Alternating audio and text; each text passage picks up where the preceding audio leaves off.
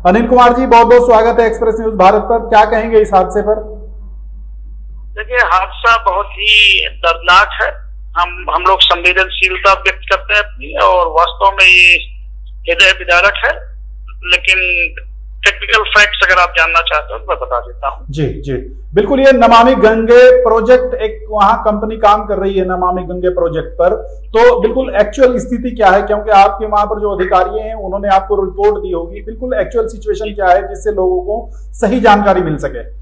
ये प्राथमिक सूचना के आधार पर जी हमारी जो विद्युत आपूर्ति होती है विद्युत विभाग की, वो मीटर तक होती है, और मीटर तक सप्लाई बिल्कुल इंटैक्ट है, और मीटर और ट्रांसफार्मर बिल्कुल ठीक है। इसका मतलब है कि मीटर तक सप्लाई बिल्कुल ठीक है। ठीक, उसके बाद केबल और स्टार्टर और इसके बाद जो इक्विपमेंट्स होते हैं वो होते हैं। अगर कोई घटना इसके बाद होती है तो इसमें कहीं न कहीं शॉर्ट सर्किट की संभावना रहती है। और मुझे जो महसूस हो रहा है, क्योंकि ये प्राथमिक सूचना के आधार पर मैं बता रहा हूँ कि इसमें कोई न कोई केबल जो थी उसमें शॉर्ट सर्किट हुई या किसी इक्विपमेंट में शॉर्ट सर्किट हुई है, जिसकी वजह से कोई स्टील स्ट्रक्चर में करंट फ्लो हुआ और उसकी वजह से जो घटना घटी। जी, हालांकि इसके मजिस्ट्रियल जांच के आदेश सीएम धामी ने दे दिए हैं, लेकिन एक आम आदमी को समझाने के लिए, क्योंकि करंट से मौतें हुई हैं, तो एक आम आदमी को कैसे ये समझाया जा सकता है कि बिजली विभाग, जैसा कि आप कह रहे हैं कि ये अंदर का प्लांट के अंदर जो विद्युत आपूर्ति होती है वो 440 वोल्ट पर होती है, और अगर कोई शॉर्ट सर्किट ट्रांसफार्मर और मीटर के बीच में होता है तो सबसे पहले कोई भी इलेक्ट्रॉनिक आइटम होता है वो जलता है, यानी मीटर जल जाता है। ठीक, और उसके आगे सप्लाई ट्रेवल नहीं करती, उसके आगे सप्लाई नहीं जाती। लेकिन चूंकि मीटर और सप्लाई वहां तक इंटैक्ट है, केबल भी इंटैक्ट है, मीटर भी चल रहा है, तो उसके तो चलता रहा। तो इसके बाद अगर कोई फॉल्ट है तो देयर शुड बी एमसीबी होनी चाहिए, और एमसीबी को ट्रेवल करके फिर इसके बाद केबल्स में और स्टार्टर में और उसके आगे इक्विपमेंट्स में जाता है। कोई अगर फॉल्ट आगे ट्रेवल है तो इसका मतलब कि कहीं न कहीं इक्विपमेंट या केबल में कोई शॉर्ट। तो आप ये कह रहे हैं कि कहीं ना कहीं ये वहां का अंदर का टेक्निकल फॉल्ट है, यूपीसीएल की इसमें बहुत बड़ी लापरवाही नहीं है, कोई भी लापरवाही आप ये ऐसा प्रथम दृष्टया बिल्कुल स्पष्ट होता है, टेक्निकल ग्राउंड पे आप कह सकते हैं। जी अच्छा, अब बरसात का मौसम है, तो आप यूपीसीएल के एमडी होने के नाते लोगों को क्या सलाह देंगे जिससे कि इस तरह की जो संभावित कैजुअलिटीज हैं, इस तरह की घटनाएं हैं, उनसे बचा जा सके?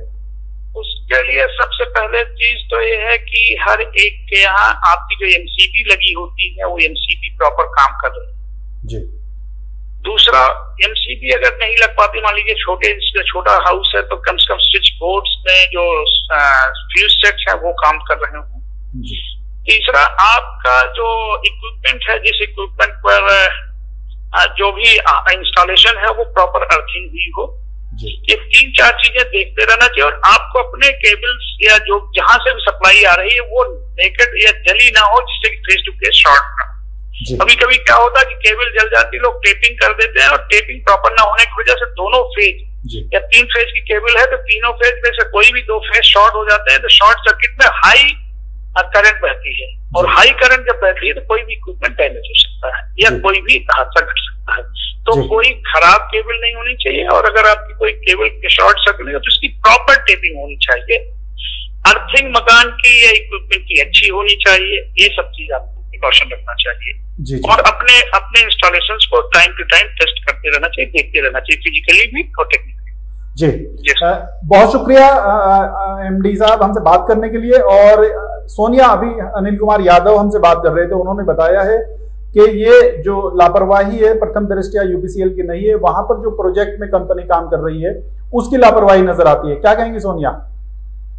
सर, आप लापरवाही इसमें साफ तौर से देखा जा सकता है कि जैसे उन्होंने कहा कि हमने यहाँ पर जब उनसे बात की गई अधिशासी अभियंता अमित सक्सेना से, तो उन्होंने बताया कि रात में बिजली का तीसरा फेज डाउन हो गया था, सुबह तीसरे फेज को जोड़ा गया, लेकिन अगर वहां पर खतरा था उनको, अब वो विद्युत विभाग से बिलोंग करते हैं तो उनको पता होना चाहिए कि अभी हमने इस फेज को डाउन हो गया था तो इस फेज को जोड़ा गया है, तो वहां पर लोगों को अलर्ट करना चाहिए था। कम से कम उनको वहां पर लोगों को सावधान करने के लिए बोर्ड लगाना चाहिए था कि यहाँ पर ये एरिया में अभी ना आए, क्योंकि करंट यहाँ पर दौड़ सकता है। और इसकी मैं आपको स्पष्ट कर देता सोनिया आते हैं केवल ट्रांसफार्मर तक आते हैं और ट्रांसफार्मर तक की सप्लाई को रिस्टोर करने के लिए और फॉल्ट कंज्यूमर तक नहीं पहुंचती है और उसके लिए शटडाउन लिया जाता है बाकायदे। ट्रांसफार्मर तक बिजली लेके के लिए शटडाउन लेकर के ही काम होता है, तो उसको आगे ट्रेवल करने का प्रश्न नहीं उठता है। और ना ही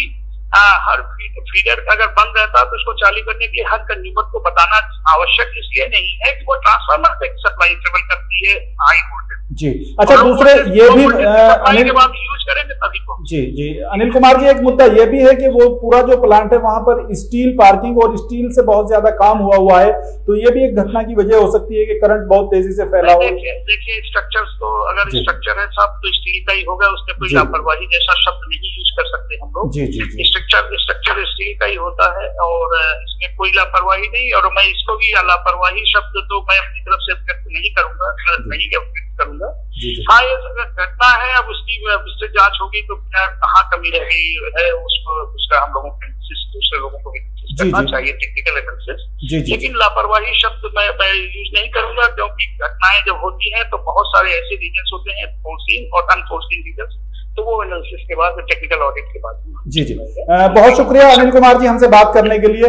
तो सोनिया, फिलहाल वस्तु स्थिति यही है कि सीएम वहां पहुंच चुके हैं और जो पीड़ित लोग हैं, जो मृतक लोग हैं, उनके घर जाएंगे और वहां की स्थितियों का जायजा खुद सीएम ले रहे हैं और मजिस्ट्रेट जांच के आदेश दे गए हैं। लेकिन सारी बातों के बाद बात फिर वहीं आती है, दुखद घटना है, बहुत दुखद घटना है उत्तराखंड के लिए।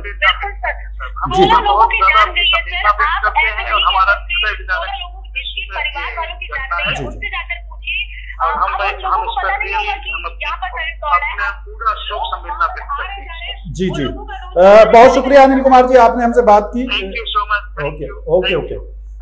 तो सोनिया, वस्तु स्थिति यही है, एमडी यूपीसीएल कह रहे हैं कि देखिए इसमें बिजली विभाग की लापरवाही नहीं है, प्लांट में सप्लाई तक उनकी जिम्मेदारी है, उसके बाद जो प्लांट लगा हुआ है उनकी जिम्मेदारी है। लेकिन कुछ भी हो, आरोप प्रत्यारोप का दौर चलता रहेगा, लेकिन सच यही है कि 16 से ज्यादा जानें जा चुकी हैं जो अभी तक पुष्टि हुई है, जबकि मृतकों की संख्या बढ़ सकती है।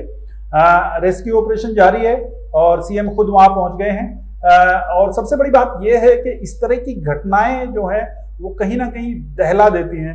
देखिए, एक पुलिस इंस्पेक्टर वहां पर जाते हैं, सब इंस्पेक्टर, वो बेचारे बचाने के लिए जाते हैं, उनकी भी खुद मौत हो जाती है। एक्सप्रेस न्यूज भारत ऐसे जाबाज जवानों को सलाम करता है और आखिर में एक्सप्रेस न्यूज भारत इन सब जो मौतें हुई हैं उनके प्रति संवेदना प्रकट करता है और उम्मीद करेंगे कि लापरवाही किसी की भी हो, ये तो जांच में निकल के आएगा, लेकिन इस तरह की घटना की पुनरावृत्ति ना हो। बहुत शुक्रिया सोनिया हमसे बात करने के लिए। बाकी खबरों के लिए देखते रहिए एक्सप्रेस न्यूज भारत, जिद सच दिखाने की।